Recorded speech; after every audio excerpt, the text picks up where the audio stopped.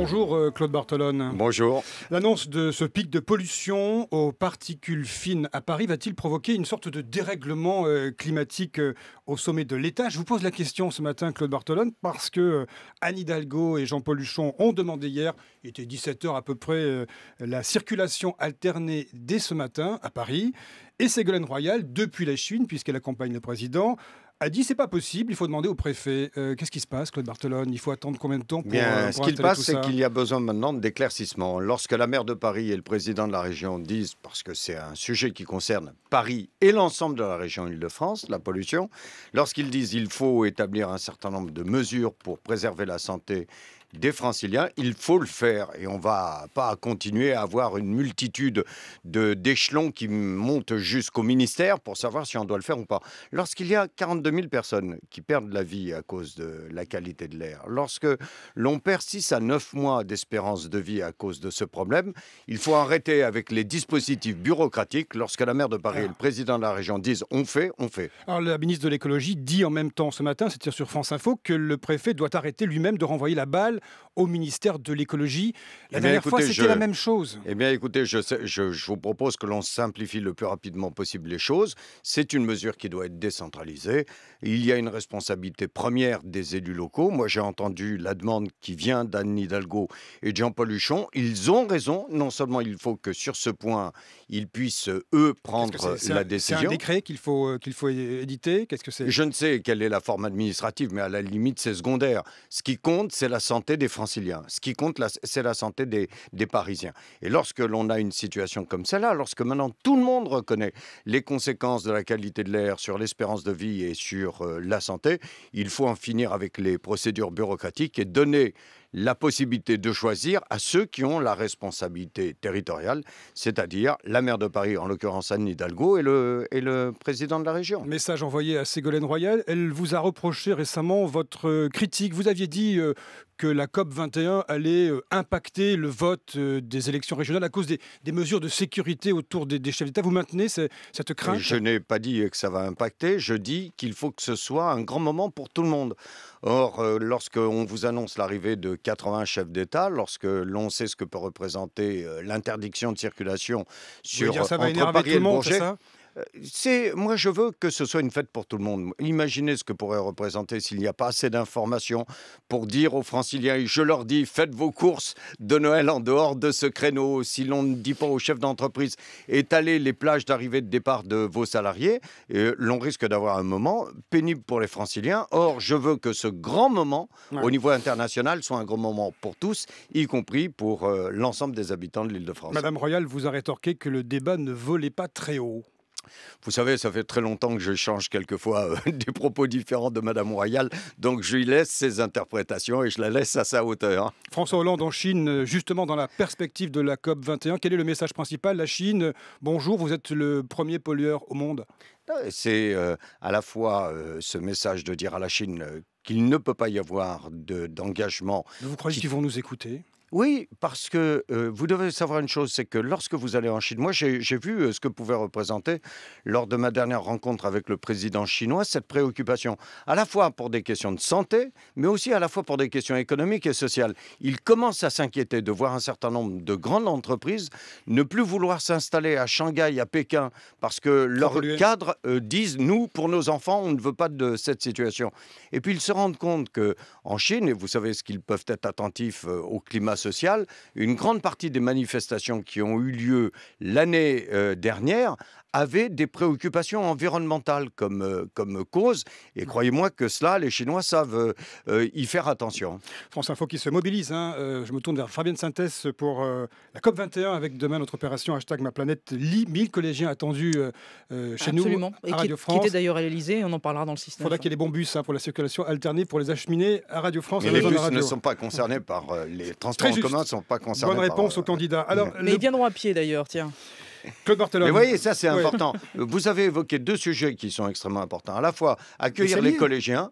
La transition écologique, c'est à la fois un problème individuel, un problème des territoires, et les régions ont un grand rôle à jouer, et un problème international.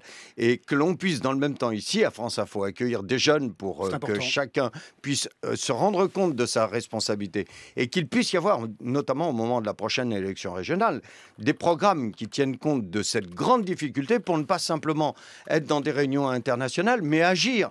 Lorsque je dis priorité au transport, lorsque je demande l'instauration d'une ceinture maraîchère autour de l'Île-de-France, lorsque je dis on va aider un certain nombre de nos compatriotes qui vivent dans des passoires thermiques à rénover leur logement, c'est pas simplement pour leur confort ou leur vie, c'est pour tenir compte de cet enjeu aussi que nous avons. Je le répète dans une formule et je résume dans une formule, on peut vivre avec 4% de déficit, on ne pourra pas vivre avec 4 degrés de plus. Alors Claude Barthelone, l'autre sujet ce matin qui est sur la table, c'est la panique fiscale du gouvernement à un mois des élections régionales. En témoigne l'appel de Christian Eckert, c'était hier matin sur France Info, en direction des retraités modestes pour leur dire ne payez pas finalement vos impôts locaux, si ça n'est pas déjà fait évidemment.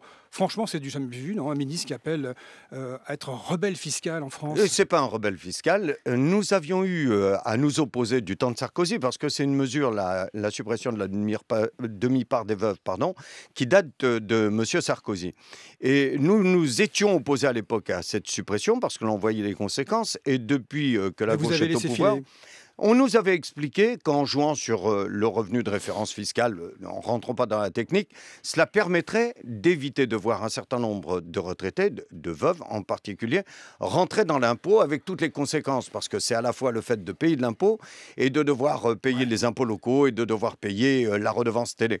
Donc, on nous avait donné des assurances que le système tel qu'il était prévu permettrait d'éviter cette injustice. On a pu constater que les informations qui nous venaient de Bercy ne nous donnaient pas assez de garanties. Vous reconnaissez, Claude Barthelone, vous êtes président de l'Assemblée nationale, qu'il n'y a pas de suivi en matière d'application de l'impôt. Je regrette que l'Assemblée nationale... Il devrait y avoir une sorte de SAV permanent. Je regrette que l'Assemblée nationale n'ait pas son moyen d'évaluation par rapport à un certain nombre de décisions qui sont annoncées par le gouvernement ou par Bercy. Vous pourriez l'instaurer. Mais c'est très compliqué, c'est une nouvelle administration. C'est peut-être là-dessus qu'il nous faut travailler d'une manière encore plus étroite avec la Cour des comptes pour éviter ce genre de situation. Mais entre nous, pour les retraités aujourd'hui, la bonne nouvelle, c'est que le gouvernement se soit rendu compte des conséquences que cela... Il y a eu 2 tweets du Premier ministre dans le week-end, ça sent un peu la panique avant les élections régionales. Non, c'est pas la panique.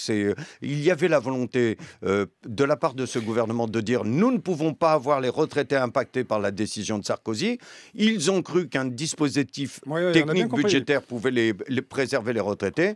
Ça ne marchait pas, ils ont pris la décision qu'il fallait. Et j'en suis heureux pour les retraités. Nous sommes à un mois du premier tour, vous en êtes où avec les écolos? Ça barde un peu puisque vous avez intégré des transfuges, Jean-Vincent Placé, Stéphane Gatignon. Il va falloir faire la fusion au 2e tour. Ils vont se retrouver ensemble dans vos listes? Mais oui. Vous savez, moi j'ai eu l'occasion de le dire. Ça ne crée que des mécontents. Non, je ne crois pas. À un moment donné, il faut que les uns et les autres soient attentifs à l'attente des électrices et des électeurs et à une démarche politique.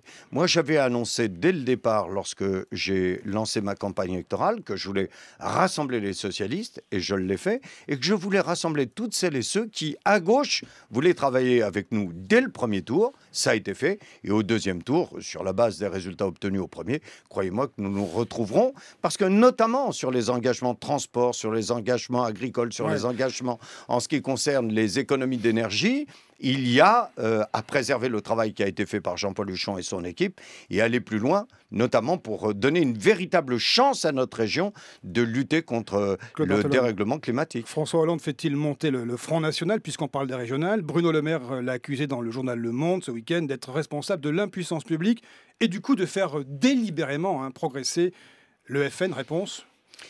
J'ai entendu déjà à plusieurs reprises Bruno Le Maire plus inspiré.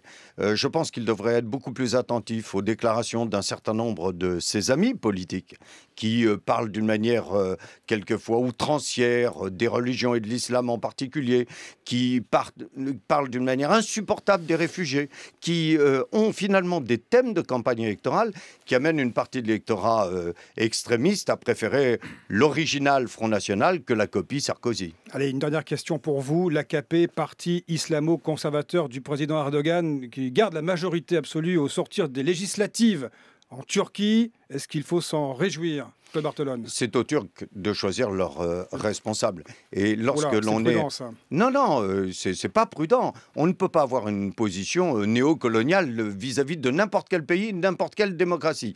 Ils ont choisi, nous ferons avec les responsables politiques qu'ils se sont donnés. Et la bonne nouvelle, finalement, c'est que l'on voit une fois de plus que les sondages ne prédisent pas tout.